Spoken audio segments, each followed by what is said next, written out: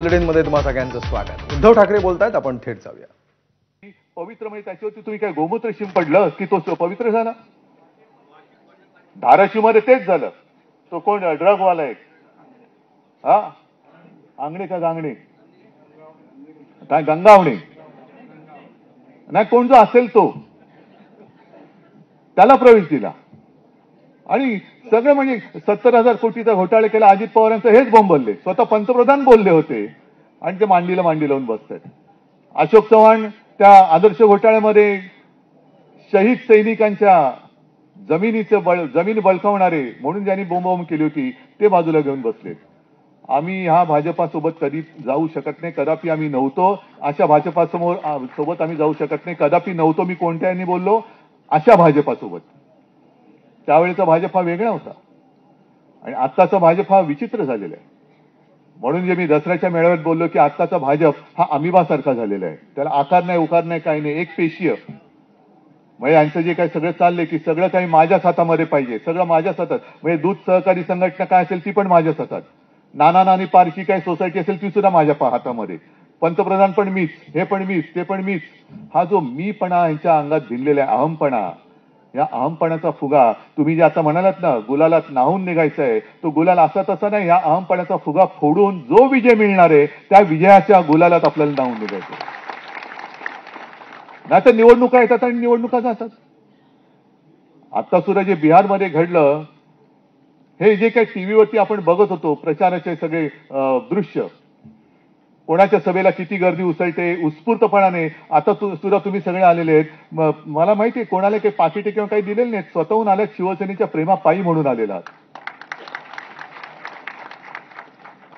पण ही जी एक लोकशाहीची त्यांनी वाट निवडलेली आहे किंवा वाट लावलेली आहे, विरोधी पक्ष शिल्लकच ठेवायचा नाही। आपल्या महाराष्ट्रामध्ये सुद्धा हा विधानसभेचा जो काही निकाल लागला हा अजूनही कोणालाच पटत नाहीये, कोणालाच पटत नाही। म्हणजे मतचोरी तर केलीच, पक्ष चोरी तर केलीच। आता काल अनिल देसाईंनी प्रेस कॉन्फरन्स घेतली, एबी फॉर्म पण चोरलेला आहे। हे सगळे तुम्ही जा ना, बसा ना त्या चोर बाजारामध्ये, कशाला तिकडे जाऊन बसताय? फोटो बघतो, दिल्लीचे बूट चाकितो, हे आपल्या भगव्याच्या अवलादीचेच नाहीत, हे गद्दार आहेत सगळे। आजपर्यंत कधीही शिवसेना प्रमुख तर कधी, मला वाटतं जेमतेम माझ्या आठवणीत एकदाच गेले होते दिल्लीला। मी सुद्धा जातो, ते तिकडनं नीट आमंत्रण आलं इंडिया बैठकीचं वगैरे तर जातो, नाही तर आपल्या खासदारांना भेटायला कधीतरी जातो, पण कधी वर्षातनं एखाद्या वेळेला गेलो तर।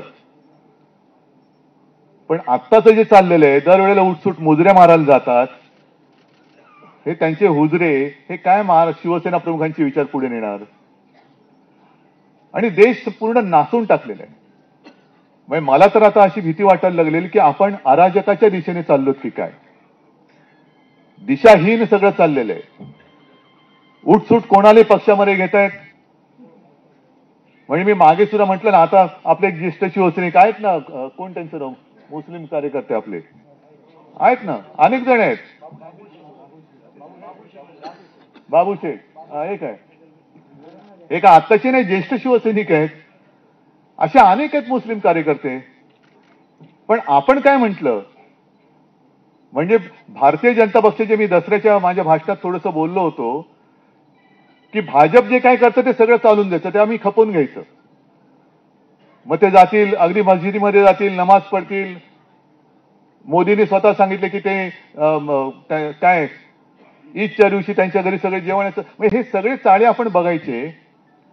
म्हणजे आम्ही जर काय काही करायला गेलो किंवा दुसऱ्यांनी कोणी केलं तर ते लव जिहाद, आणि भाजपने काही केलं तर अमर प्रेम। हा कोणता नाही,